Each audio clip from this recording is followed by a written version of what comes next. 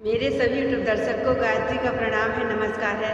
मैं बहुत ही खूबसूरत प्यारा सा स्वरचित शिव चर्चा भोजपुरी देहाती भजन गीत लेकर आई हूँ। आप लोग मेरे भजन को जरूर सुनिएगा, फुल वॉच करिएगा और बताइएगा भजन मैंने कैसा बनाया है, जरूर सुनिएगा। बोलिए शिव शंकर भगवान की जय। हथवा में लेके डमरुआ गजब कई दिहलाए भोला, हथवा में लेके डमरुआ गजब कई दिहला है भोला, गजब कई दिहला है भोला, गजब कई दिहला है भोला। कन्हवा पे लटकाई के झोलिया गजब कई दिहला है भोला, कन्हवा पे लटकाई के झोलिया गजब कई दिहला है भोला, गजब कई दिहला है भोला, गजब कई दिहला है भोला। हथवा में लेके डमरुआ गजब कई दिहला है भोला, हथवा में लेके डमरुआ गजब कई दिहला है भोला। सबके ते दिला भोला न धन सोनावा, सबके ते दिला भोला न धन सोनावा। खुद लगैल भस्मी भभूतिया गजब कई दिहला है भोला, खुद लगैल भस्मी भभूतिया गजब कई दिहला है भोला। हथवा में लेके डमरुआ गजब कई दिहला है भोला, हथवा में लेके डमरुआ गजब कई दिहला है भोला, गजब कई दिहला है भोला, गजब कई दिहला है भोला। हथवा में लेके डमरुआ गजब कई दिहला है भोला।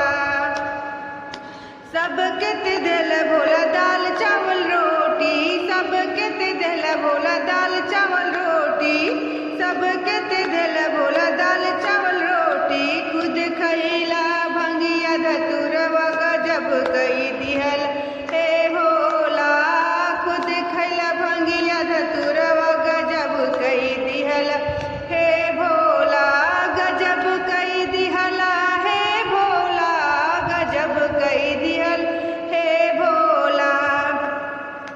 हथवा में लेके डमरुआ गजब कई दिहला है भोला, हथवा में लेके डमरुआ गजब कई दिहला है भोला, गजब कई दिहला है भोला, गजब कई दिहला है भोला। सबके ते दिल भोला अमृत जलवा, सबके ते दिल भोला अमृत जलवा, अमृत जलवा भोला अमृत जलवा, सबके ते दिल भोला अमृत जलवा। खुद पियला विष धरवा गजब कई दिहला है भोला, खुद पियला विष धरवा गजब कई दिहला है भोला।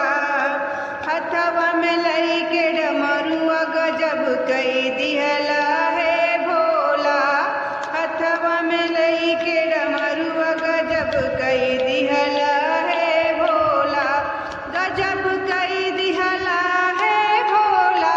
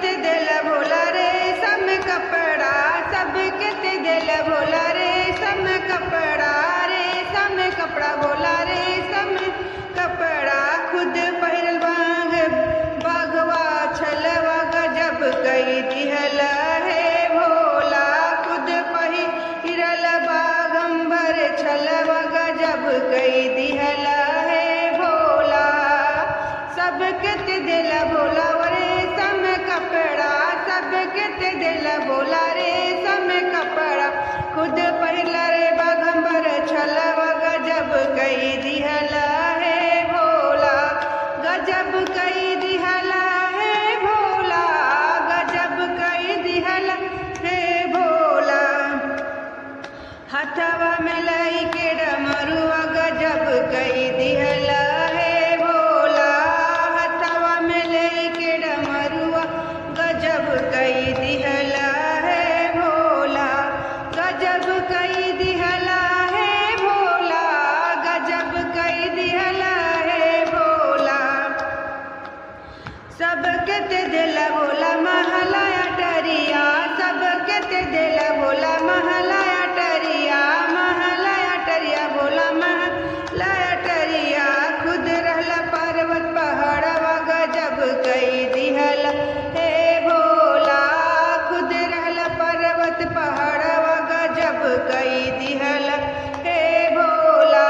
हथवा में लई के डमरुआ गजब कई दिहला